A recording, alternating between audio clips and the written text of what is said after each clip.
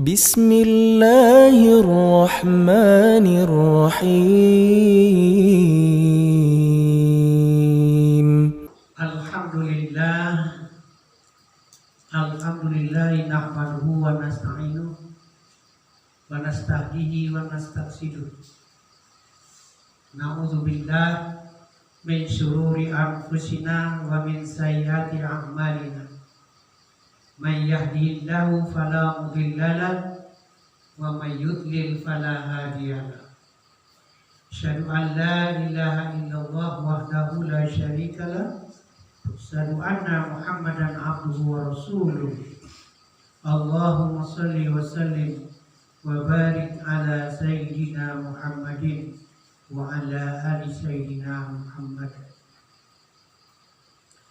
Amma ba'du, terlebih dahulu tentu kita senantiasa memanjatkan puji syukur alhamdulillah pada Allah Subhanahu wa taala, di mana Jumat malam tanggal 4 Desember ini kita masih dapat memenuhi jadwal kita, jadwal pengajian rutin yang kita sudah sepakati selama 1 minggu 1 kali, itu Jumat malam yang dihadiri oleh jamaah al-hikmah ditambah dengan organisasi remaja pemuda masjid. Tapi karena mungkin ya begitulah, ada fluktuatif ya, karena tidak ada kewajiban yang menentukan, ya tergantung pada kesempatan yang kita masing-masing punya. Tapi alhamdulillah kita tidak mengurangi arti daripada makna kegiatan kita, karena arti kegiatan kita dengan niat itu kita sudah mendapatkan pahala. Datang ke masjid menuntut ilmu itu sudah tidak kurang, orangnya yang kurang, tapi pahalanya tidak berkurang. Itu keyakinan kita. Bapak, Ibu, saudara-saudara jamaah al-hikmah, bahwa pada malam hari ini tema kita atau bahasan kita sebenarnya itu adalah amat penting. Semua sih penting semua, tapi ada yang lebih penting yang kita perlukan sesuai dengan yang tadi saya sampaikan di grup WA PKM ini. Judulnya itu pembahasan kita adalah betapa beratnya tanggung jawab manusia nanti di hadapan Allah pada hari pembalasan. Memang berat. Nanti kalau ada yang dari yang hadir, kalau ada yang ditanyakan yang menyangkut dengan bahasan itu, silakan langsung aja ditanyakan, dikoreksi dan disampaikan, tidak usah menunggu sampai akhirnya ceramah kita selesai. Jadi saya ulangi bahwa judul yang kita bicarakan di sini adalah pada malam ini beratnya tanggung jawab atau pertanggungan jawab kita manusia nanti di hadapan Allah pada hari pembalasan. Sebagaimana kita ketahui bahwa alam ketiga itu yang kita sebut dengan alam akhirat, ya. Alam kita itu kan sebenarnya 3. Yaitu yang pertama adalah alam kita di mana kita belum lahir ini, kemudian kita lahir ke dunia, maka kita berada pada alam pertama, yaitu yang disebut dengan alam dunia itu. Sekarang inilah dalam kondisi kita seperti sekarang, kita berada pada alam pertama. Nah, setelah alam pertama ini selesai bagi kita, ada yang duluan pergi, ada yang belakangan, ada yang masih muda wafat, ada yang sudah tua wafat, yang sakit wafat, yang siap pun wafat, yang tidak sakit pun wafat. Wafatnya itu macam-macam. Ada dengan tenang, ada tidak tahu-tahu tiba-tiba lagi duduk langsung break selesai. Nah, itu macam-macam lah. Nah, sampai akhirnya semua ini nanti kita berakhir, maka kita masuk namanya ke alam yang kedua yang disebut dengan alam barzakh. Alam apa? Alam barzakh. Alam barzakh itu alam di mana kita berada pada kuburan kita masing-masing. Nah, tergantung cepat dan lambatnya. Ini penting keimanan kita, pengetahuan wawasan kita. Jangan orang yang menguasai tentang ini Jadi kakek kita, nenek kita, buyut kita sejak mulai daripada Adam, keturunan Adam sampai hari ini itu masih berada pada posisi alam yang kedua, alam barzakh, atau disebut dengan alam kubur. Situ dia berada di sekitar itu. Rohnya itu ya kembali kepada Allah, tapi nanti dalam salah satu riwayat dia kembali dan hidup dalam barzakh itu Allah alam, kita tidak tahu. Di berbagai kisah yang disampaikan terjadilah bermacam-macam di dalam kubur itu. Ada yang tenang, ada yang tidak tenang, ada yang gelisah, ada yang menerima kiriman, ada yang tidak menerima kiriman. Tergantunglah bagaimana banyak sedikitnya bekalnya itu. Sebab itu kita sudah mulai itu. Apa yang kita buat di dunia ini bekalnya itu mulai di alam barzakh itu. Ya, ada yang menolong kita, ada yang tidak bisa ditolong, menjadi jerit. Ya, bahkan ada salah satu kisah di YouTube itu kemarin itu, apa benar apa tidak, Allah alam ya, mungkin bapak-bapak ibu juga melihat bahwa ada seorang anak perempuan ya, yang umur sekitar 9 tahun itu sudah meninggal. Dia itu anaknya anak salehah, anak bagus, anak baik. Ya, dia itu dimakamkan, dikuburkan. Satu ketika dia itu bapaknya bermimpi minta tolong kepada bapaknya supaya dia makamnya dipindahkan dari tempat itu, karena dia berada pada makam orang-orang kafir, orang-orang jahat, sehingga dia tidak kuat mendengar azab kubur belontong-belontong di makamnya itu. Jadi dia tidak tahan, dia menahan sebelah sini menjerit, merau-rau. Itu kisahnya begitu. Kalau kita kan tidak dengar, tapi kita yakin bahwa azab kubur itu memang ada. Jangan sampai kita tidak yakin dan tidak percaya.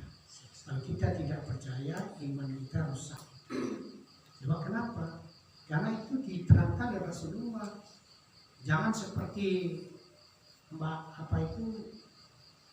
Lampir itu, yang tua itu, yang pernah menjadi pimpinan negara itu, dia tidak percaya itu bahwa itu cuma dengan dongeng saja itu. Yang ustaz-ustaz bicara bagaimana nanti dikubur, bagaimana di akhirat. Itu tidak ada itu katanya, itu hanya cerita-cerita mati itu. Kenapa? Karena mereka bercerita, mereka sendiri belum pernah mengalami. Nah, jangan berpikir seperti itu. Nauzubillah min dzalik. Karena kita sebagai seorang muslim percaya kepada Allah dan percaya kepada Rasulullah, dan kita dari Rasulullah dikabarkan memang ada. Nah, kalau kita tidak percaya dikabarkan Rasulullah, berarti iman kita rusak.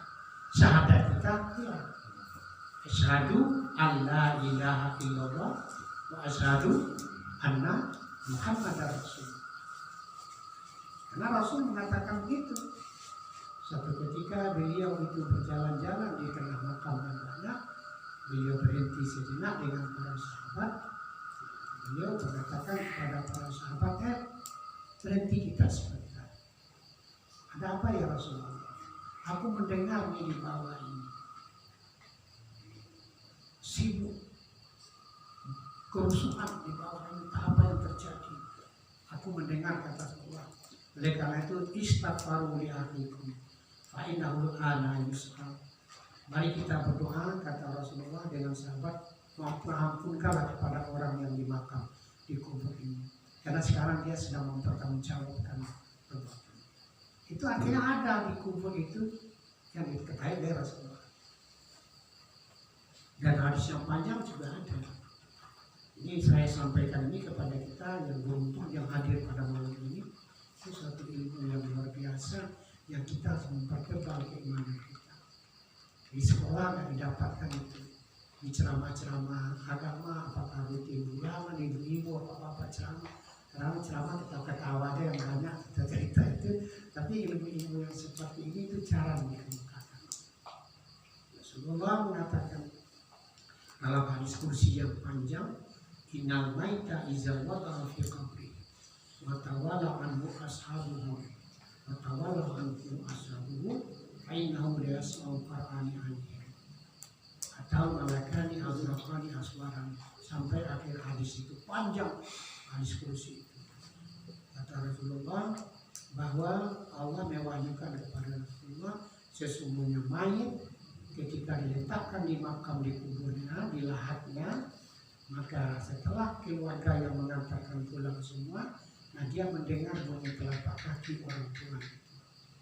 Jadi kalau ada kita mengantarkan jenazah ke makam, menurut hadis ini sampai orang terakhir pulang, apakah saudaranya, apakah suaminya, atau istrinya, atau orang tuanya pulang habis, atau dia mendengar. Fa'imadu ruhu fi jasadi, dilanjutkan hadis ini dikembalikan ruhnya ke jasadnya. Setelah itu atahul malakani azrakani, datang dua orang malaikat yang besar, tinggi besar, hitam, coklat-coklat, kemerah-merahan warnanya. Nah itu bayangkan model apa itu? Kalau modelnya orang India mungkin di depan lagi. Pak Ari mungkin pernah lihat orang India kena di timur sana. Kalau saya 9 tahun lihat orang India hitam pekat, nggak tahu warnanya bukan. Nah ini lebih dari itu lagi, katakan umpamanya gitu. Nah itu artinya apa? Memang ada persoalan kubur, memang ada. Kita tidak boleh kita ragu. Hadis kudusi begitu, ya. Jadi itu kita masuk ke alam kedua berbagai macam tadi. Oleh karena itulah kita selalu mendoakan orang tua kita. Jangan lupa Allahumma ja'al qabrahu raudatan min riyadil jannah wa la taj'al qabrahu hufratan min hufril. Itu penting ya ibu-ibu bapak-bapak ya. Allahumma ighfir lahu warhamhu wa'afi wa'anhu. Kalau laki-laki, kalau ibu kita Allahumma ighfir laha warhamha. Bahasa Sundanya ya Allah, kalau seandainya itu ibu saya, ampunkan dia, rahmati dia Allah di kuburnya. Jadikan kuburnya itu tenang di makamnya ya Allah. Bahkan seperti raudhah, seperti satu taman dari surga. Jangan engkau jadikan kuburnya itu sebagai sumpah panas seperti neraka ini. Jangan. Itu ada diajarkan doa. Pertama doa anak kepada orang tua. Dan itu langsung diterima. Nah saya sering mengatakan kepada anak-anak saya, orang tua itu nanti kalau sudah meninggal, nggak ada yang diharapkan dari anak-anak. Kalau dia tidak membawa apapun, tapi dia mengharapkan kalian itu baca doa, jangan lupa. Setiap habis salat angkat tangan khusus kepada orang tua, doakan. Dan itu tidak ada hijabnya Bapak Ibu, nggak ada hijab, langsung diterima oleh orang tua. Begitu kita angkat tangan, ya Allah, ampunkan ibuku ya Allah, bapakku yang almarhum ya Allah, ampunkan dia, rahmati dia dalam kuburnya ya Allah, lapangkan kuburnya, sejukkan rasanya ya Allah, jangan engkau azab dia. Itu sampai kiriman itu sama dia langsung. La hijabalha, tidak ada hijab antara anak kepada orang. Jangan lupa itu ya, ini yang remaja, saya sedikit sekali remajanya yang tua-tua juga gitu, jangan lupa. Ya walaupun kita sudah tua, kalau perlu sering dibaca supaya anak kita juga lihat. Nah ini sekaitan dengan itu nanti bertanggung jawab kita. Ya, paham ini ibu bapak ya? Ini satu dulu. Satu pengetahuan, jangan lupa itu. Terutama orang tua yang sudah almarhum, yang sudah meninggal, dan dia menunggu itu, ibaratnya orang di lapas itu, di Sukamiskin itu, kalau ditahan di penjara setiap sore kan ada orang yang ngantar-ngantar tuh, ngantar contoh, ngantar bakso, ngantar makanan buah. Nah, kalau dia satu rumah, satu tahanan 3-4 orang, yang lain menerima kiriman buah, kiriman pakaian, kiriman minuman, yang satu mungkin nggak ada kiriman, nanti dia gini aja, dia, karena dia nggak dapat kiriman, karena dia saudaranya nggak mengirim. Begitulah kira-kira kita dikubur itu nanti. Yang tetangga kita sudah begitu dapat kiriman, kalau tadinya sedang dia butuh azab, diingatkan berhenti, sejuk dia.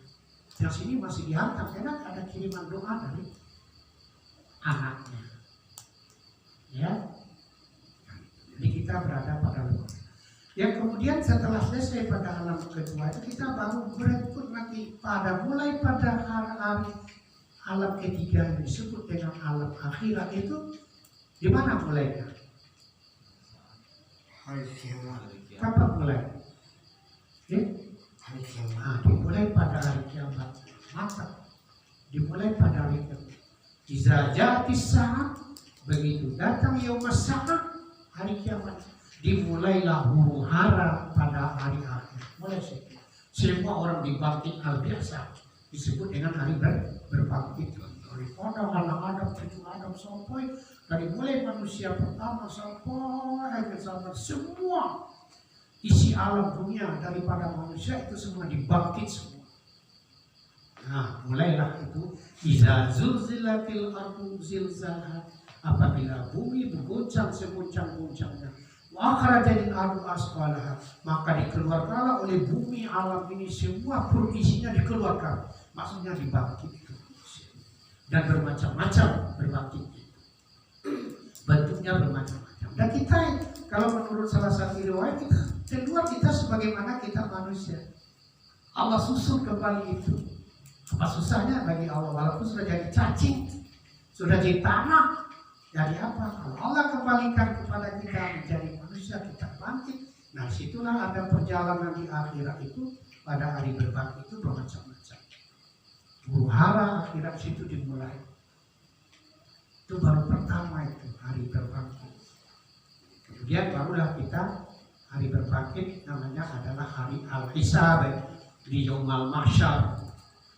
Hari berbangkit, hari kiamat berbangkit, kemudian hari hisab, hari perhitungan dengan pahala, lalu kemudian ada namanya yaumul jaza. Nah, inilah kaji kita malam ini, yaumul jaza, yaitu hari pembalasan. Bagaimana pertanggungan jawab manusia pada hari pembalasan itu nanti? Nah, itulah topik judul kita. Mulai dari situ tuh, hari al-jaza, yaum al-jaza. Wawasainal insana biwalidayhi, maka Allah mewasiatkan kepada manusia untuk kedua orang bapaknya, untuk kedua orang ibu bapaknya sebagai tanggung jawab dia. Manusia boleh bertanggung jawab, semua manusia. Makanya saya sampaikan dalam judul semua tanggung jawab manusia. Anda pilih dia itu agama apa saja, masing-masing bertanggung jawab. Kapan mulai manusia dihitung bertanggung jawabnya di dunia ini? Kapan mulainya? Setelah balik, disebut dengan mukallaf. Mukallaf ya, mukallaf itu adalah orang yang diberi tanggung jawab. Kalau di hukum pidana itu 18 tahun, 17 ada 18, macam-macam peraturan perundang-undangan. Kalau perkawinan, undang perkawinan 19. Kalau anak yang perempuan kawin di bawah 19 dikatakan belum balik, artinya belum memenuhi syarat untuk kawin. Ya, 15, 16, 17. Tapi kalau di daerah-daerah di Jawa Barat itu ya jangankan 19, 13 ya gak kawin dia di kampung. Kalau sudah ada jodohnya kawin, tapi itu tidak masuk kepada undang-undang. Jadi persyaratan harus ada izin orang tua. Kalau gak ada izin orang tua tidak mau mengaminkan. Kalau hukum pidana berapa mukallafnya? 18. Kalau Islam berapa mukallafnya? Umur berapa? Kalau perempuan umur berapa? 17. Perempuan umur berapa? Nah, tidak ada umurnya. Di Islam tidak ada nominal angka. Perempuan batasnya mukallaf kalau sudah menstruasi pertama. Jadi ibu-ibu yang punya anak perempuan itu diperhatikan. Kalau dia umur 10, 11, 12, 13, kalau dia sudah lain-lain modelnya, kalau dia sudah tanya dia. Kalau keluar menstruasinya pertama, itu dia sudah balik. Situ sudah mulai dia mukallaf. Apa artinya? Sudah mulai pembebanan hukum kepada dia.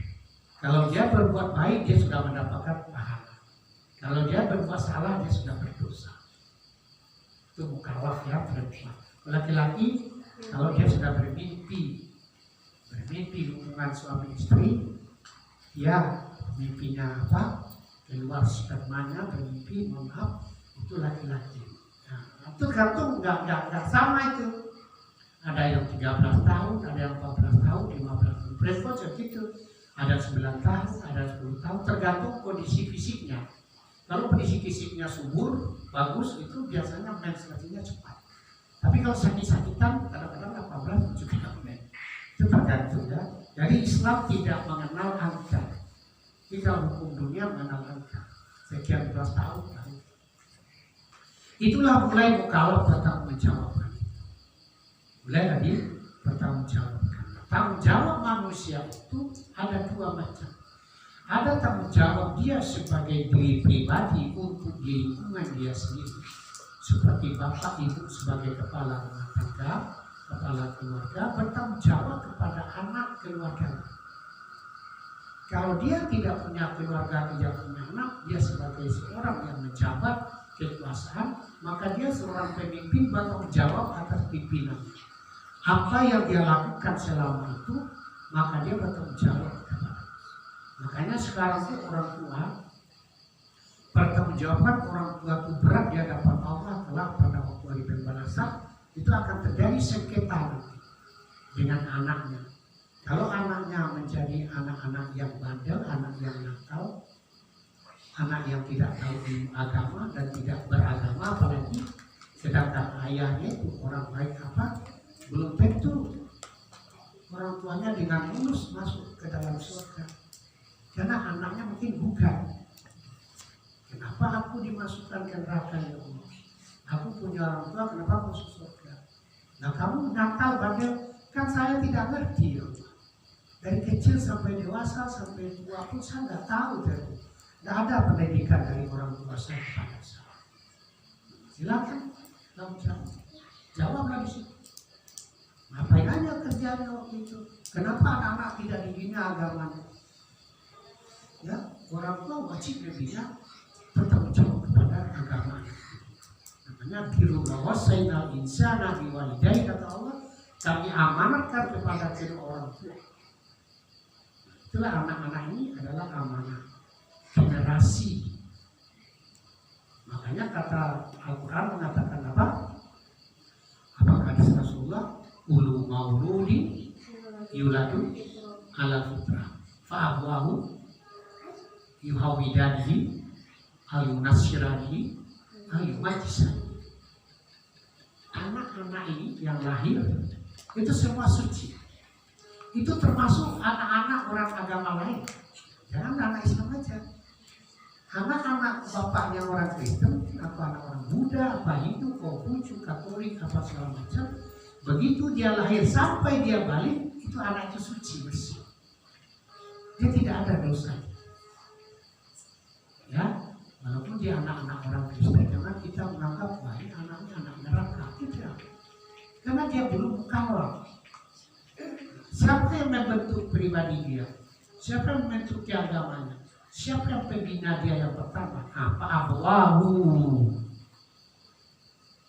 Abwa itu adalah ibu bapak.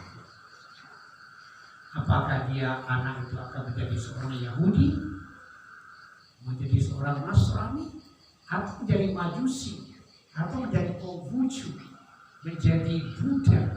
Itu orang tua. Kemana dia bawa? Ya kan? Kita menjauh, itulah yang berat pada orang tua. Jadi jangan kita cuma banyak anak, banyak rezeki, bikin lagi banyak anak, banyak rezeki. Bukan itu maksudnya. Iya betul sih. Banyak anak, banyak rezeki. Tapi tanggung jawabnya membina itu juga menjadi berbeda. Zaman sekarang itu susah. Susahnya apa? Kalau seperti orang Sunda, ya ada Sunda lumayan. Tapi kalau kayak orang Sumatera itu susah mempraktikkan hadis. Kenapa susah? Orang Sunda, orang Jawa kan mangat orang mangat asal ngumpul. Jadi ini rumah bapaknya, rumah ibunya, rumah adiknya sekarang. Ketika di sini kan, Pak Totong di sini, di sana. Adik Pak Totong di sini, bapaknya mati, rumah kumpul semua keluarga. Situ sampai ke rumah. Ya kan begitu. Di sini kan tidak gitu kan. Di daerah Jawa lah umumnya. Kecuali orang Sumatera, orang Sulawesi itu terpecah-pecah. Lagi orang Sumatera. Karena kata memandang di ulu babuah, babu malu, merantau bujang dahulu di rumah babu malu. Akhirnya dia merantau terpecah-pecah. Seperti saya ini coba dari Sumatera sana pindah ke Maluku sana, dari Maluku pindah lagi ke Sumatera, pindah ke Jawa. Anak di mana, kita di mana. Di mana mungkin pekerjaan? Hah? Di mana mungkin pekerjaan? Ya itulah yang saya maksud, kondisi sekarang itu begitu. Kondisi sekarang itu yang membuat kita penerapan itu susah. Terpaksa untuk ada WA itu. Nah, diingatkan situ. Hei anak-anak, ingat salat 5 waktu ya. Kadang-kadang kalau ada WA yang bunyinya seram, kita kirim sama mereka. Ingat ini azab ini. Oh iya. Pembinanya gitu aja. Itu pun kadang-kadang nggak cukup. Harus dengan ngomong gitu. Makanya dulu waktu masih kecil-kecil ya anak-anak berkumpul, kalau sama dewasa mau tamat SMA udah keluar pesantren lagi 3 orang berdiri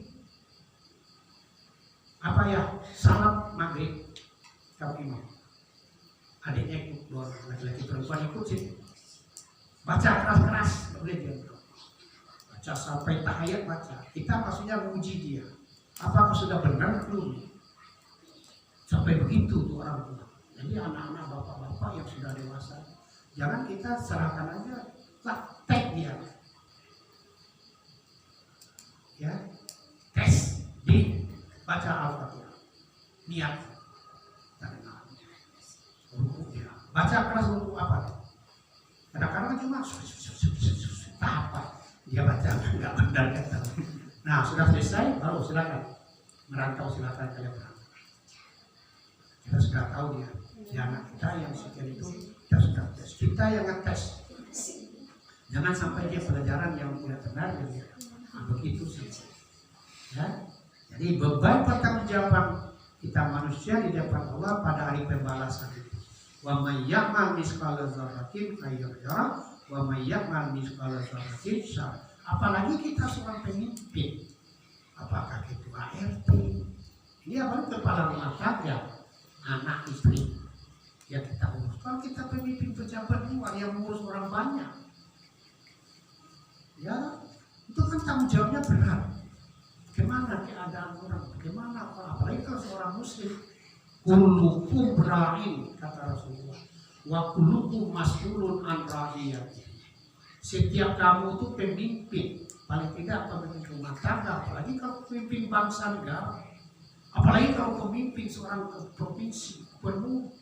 Pemimpin seorang kabupaten, pemimpin kecamatan, pemimpin masyarakat, tokoh masyarakat, pemimpin suku, kenapa? Bertanggung jawab. Apa yang dipimpinnya dia bertanggung jawab. Tidak bisa, rusak dia. Kalau kebijakannya itu merusak, ya rusak. Makanya pemimpin-pemimpin menjadi tokoh punya kekuasaan jabatan, jangan cuma bangga dengan kekuasaan, berebut dengan kekuasaan jabatan, jangan. Kamu tuh punya tanggung jawab. Seperti di Indonesia sekarang. Kamu pemimpin muslim, iya. Bagaimana Islam terhina nih negara? Apa? Fungsimu apa? Mana kamu berjuang? Tanda tangan itu di daerahmu, provinsimu, di kabupatenmu itu ada rumah-rumah pelacur, hotel-hotel, kafe pelacur banyak. Kamu tanda tangan ambil pajak di situ. Tidak hendak kamu larang itu dengan surat edaran kepada para hotel, pada para ini kafe. Jam sekian tidak ada kegiatan. Barang siapa yang terbukti melakukan WTS, wanita tunasusila, ditutup perusahaannya. Tanda tangan bupati. Apa kamu bisa melakukan ini? Kita menjawab kan. Kalau tidak, ya kamu jawab juga. Itu. Kamu menjadi presiden kamu. Jadi pemimpin, wakil presiden kamu ini kamu, agamamu terhina, kamu diam, kamu tanggung jawab. Islam dikoyak-koyak terpecah belah, kamu tanggung jawab. Nabimu dihina oleh orang, kamu diam, kamu tanggung jawab. Jadi tidak gampang loh Bapak-bapak. Jangan cuma terima gaji besar 100 juta, 200 juta. Inilah yang kita kaji sekarang. Segampang sekarang ini. Hah? Tapi asa gampang lihat situasi sekarang pada diem.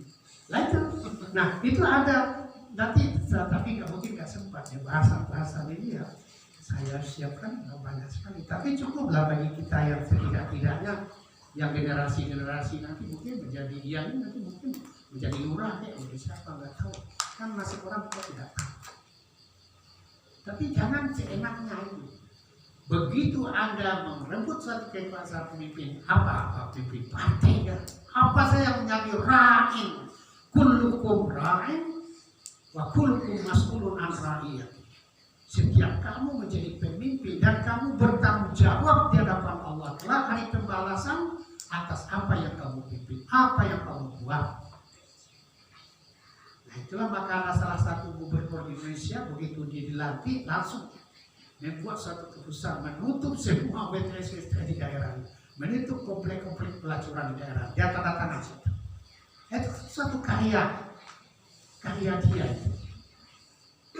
Tapi ada pula suatu pimpinan daerah begitu dia dilatih membolehkan penjualan minuman keras. Asal tidak mabuk di jalan, mabuk di rumah silakan, tidak dibolehkan. Kamu juga datang aja. Ada begitu. Mohon maaf kemarin itu beberapa tahun yang lalu ada perda syariah. Ya, Bapak itu mungkin dengar ya, yang aktif di masyarakat, kepentingan masyarakat menghiraukan ada perda syariah bahwa setiap sekolah yang ini, maka semua yang masuk sekolah itu harus belajar Al-Quran.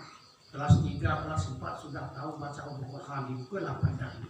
Nah sekarang itu banyak yang dihapus. Berapa ratus kemarin itu menghapuskan perda syariah, tidak berlaku.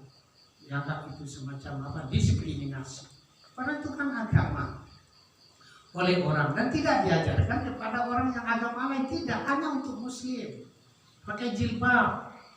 Ya tahu di sekolah ini wajib perempuan pakai jilbab bagi yang muslimah. Kalau agama lain enggak usah. Tapi itu juga tidak boleh. Ini apa sekolah nasional, ada pendidikan nasional, bukan pendidikan Islam. Kalau Islam ya akhirnya ya sudah di pesantren aja, di sekolah umum nggak boleh pula dibuka. Inilah pertanggung jawab itulah yang paling saya katakan paling berat nanti di hadapan hari pembalasan itu. Itulah kita tidak menjadi seorang, termasuk pemimpin ini. Pemimpin organisasi remaja pemuda masjid ini, Anda menjadi ketua RPM, RPM atau menjadi Anda itu menjadi pemimpin di organisasi remaja pemuda masjid. Apa yang Anda lakukan selama Anda menjadi organisasi untuk masjid? Gitu kan? Nggak ada begitu latih, saya cuma diam aja, nggak ada apa. Tanggung jawab. Itu yang maksud kullukum. Jadi kemarin itu kan nggak saya bilang. Saya bina itu juga masuk DKM itu pemimpin yang kecil. Jadi semua kita itu yang paling kecil tanggung jawabnya adalah selaku kepada orang tua. Makanya Luqmanul Hakim sebagai orang tua contoh yang paling bagus. Yang pertama dia mengatakan kepada anaknya apa?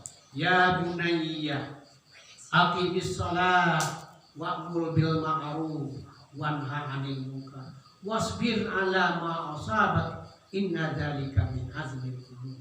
Surat Luqman ayat 7. Hai anakku, jangan tinggalkan salat di waktu, wajib melaksanakan zakat. Hendaklah kau berbuat kebajikan dan tahan cegahlah perbuatan yang salah dan munkar. Itu Luqman mengajarkan kepada anak-anaknya ya masih kecil. Kita juga begitu. Ya, mengawal dan terus memantau kondisi keadaan yang di bawah pimpinan kita. Jadi tidak ringan sebetulnya menjadi seorang pemimpin yang dikatakan tanggung jawabnya itu amat berat. Ya, masalah insan biwalidayhi amalat ulaika allazi tataqabbalu indahum asal man wa tajawwazu an sayyidil mursalin. Mereka itulah orang-orang yang akan diberikan balasan oleh Allah Subhanahu wa taala atas bertanggung jawab ini. Ya. Dalam hadis yang panjang itu disebutkan la tazalu qadamu bani adam min indi rabbihi hatta yus'ala an arba'in bisan. Nah ini di sini la tazalu qadamu bani adam min indi rabbihi hatta yus'ala an arba'in bisan. Nanti pada hari pembalasan itu siapapun kita, Pertanggungjawabkan manusia secara pribadi tidak akan beranjak telapak tumit kaki anak Adam ini. Kita manusia di hadapan Allah, hanya Allah saja hakim tunggal. Nanti itu nggak ada yang lain. Hakim tunggalnya adalah Allah. Allah yang akan bertanya kepada kita. Ada 4 pertanyaan yang ditanyakan oleh Allah kepada kita selaku manusia untuk pertanggungjawaban dari pembalasan. Yang pertama apa? An umrihi, dari usia umur yang diberikan oleh Allah kepada kita. Berapa tahun kita sejak balik? Katakanlah balik umur 13 tahun perempuan, atau laki-laki umur 15 tahun, 15. Sekarang umurnya berapa? Katakanlah 40 min 15 berapa? 25 tahun. Atau umurnya sekarang 60 min 15 berapa? 45 tahun. Ditanya, kemana itu dihabiskan? Baik Pak Oji. Ya Pak, ya Allah, Pak Oji berapa wafatnya? Umur 60. Halo saya, ya Halim, ya kamu berapa wafatnya? 67 misalnya. 67 coba kurang 15. Berapa itu? 50? 52. Iya, 52. Kemana itu kamu gunakan Halim? Per detik, bukan per hari. Kemana? Hari-hari ini kamu kemana? Apa yang kamu buat? Apa yang kamu kerjakan? Apa yang kamu tinggalkan? Dosa apa yang kamu kerjakan? Itu semua di an-umurhi fi ma'af. Sampai sini ada pertanyaan? Tidak ada. Kalau tidak ada, selanjutnya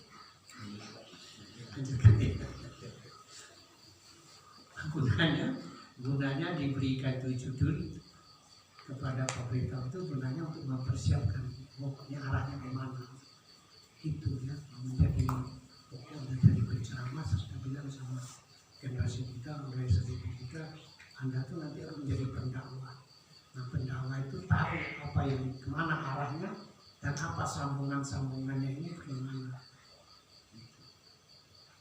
Oke. Yang kedua, ansyababihi fima ablah. Pertanggungjawaban kedua adalah di hadapan Allah kelak. Yang berat itu adalah dari kamu masa muda, ini masa muda pada orang-orang muda, pada korban ini. Masa si remaja pemuda, waktu pemuda kemana dihabiskan? Kemana dipunahkan itu dihabiskan? Jawablah situ. Jawab sendiri, tidak ada orang yang minta bantu, tidak ada catatan. Nggak ada WA masuk untuk membantu kita menjawab, nggak ada. Tidak ada, kita sendiri yang jawab.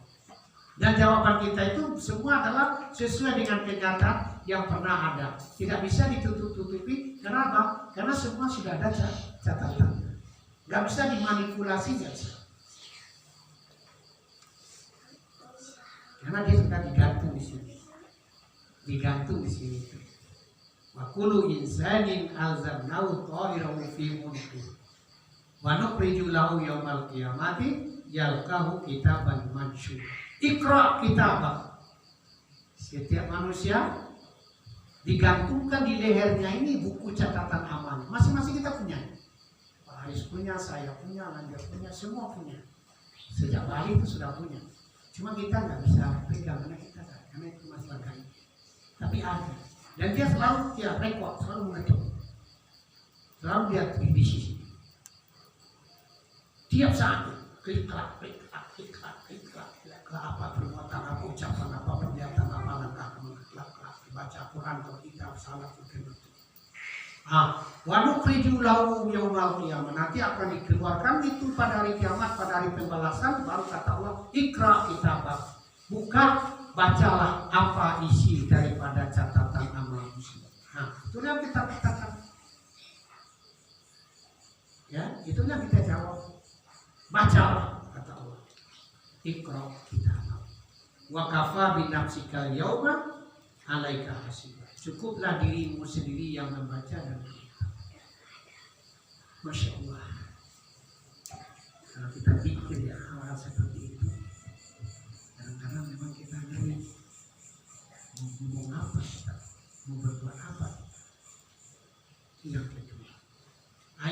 ketiga, ini yang amat penting. Amalihi min aina tasabahu wa fima anfaqahu. Daripada harta yang kita punya dipertanggungjawabkan, dari mana kita mendapatkan yang kita punya, fasilitas harta beda kita, dan dari mana kita dapat, bagaimana cara mendapatnya, lalu kemana kita gunakan.